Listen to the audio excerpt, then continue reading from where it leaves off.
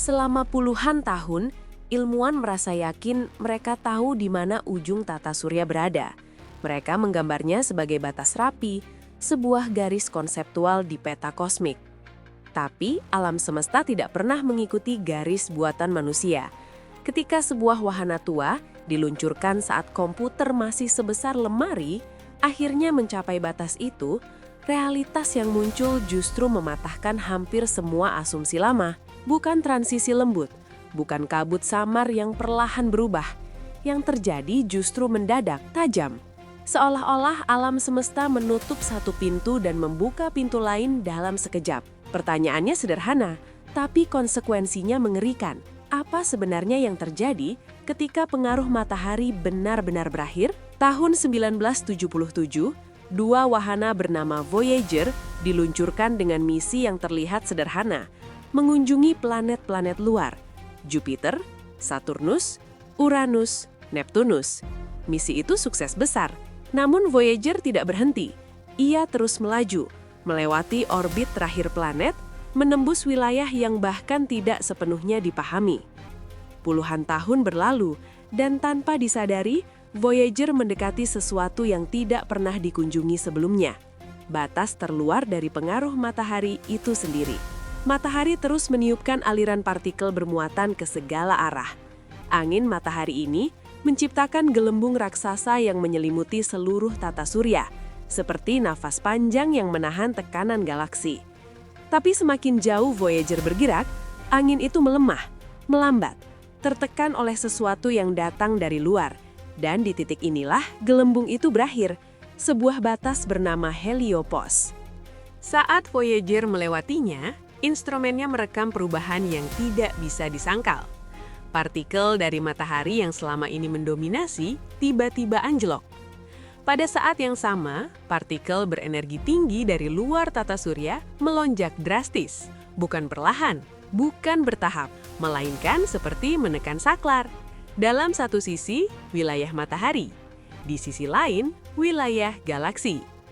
Yang membuat ilmuwan terdiam bukan hanya fakta bahwa batas itu nyata, tapi bagaimana sifatnya.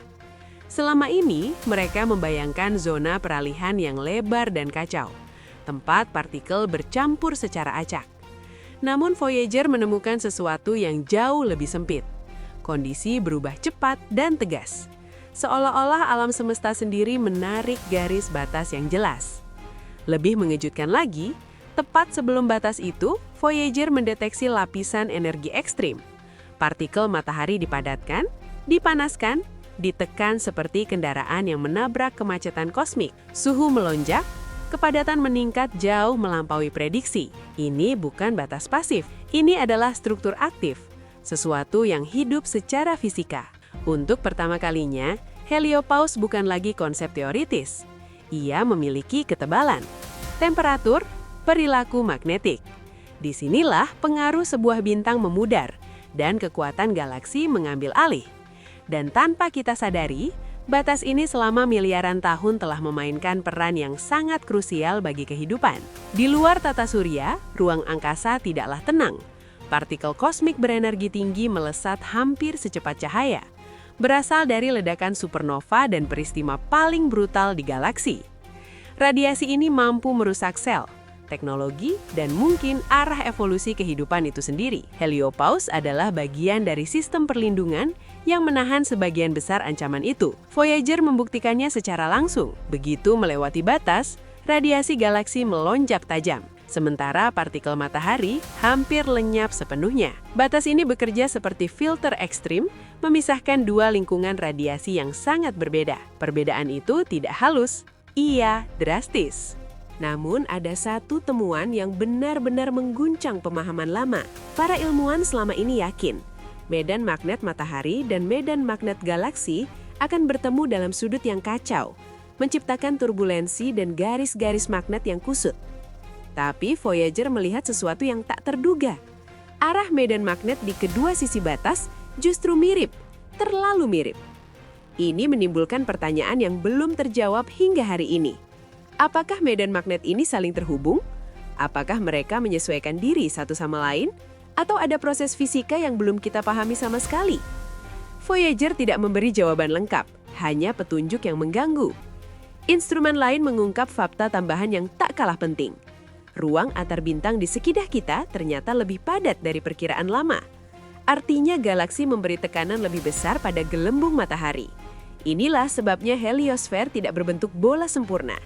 Ia tertekan di satu sisi, memanjang di sisi lain, dan berubah seiring waktu. Dan inilah bagian yang paling mengubah cara kita memandang rumah kosmik kita. Matahari tidak diam, ia bergerak mengelilingi pusat galaksi, melewati wilayah dengan kepadatan dan aktivitas magnetik yang berbeda-beda. Jika suatu hari matahari memasuki awan antar bintang yang lebih padat, gelembung perlindungan ini bisa menyusut.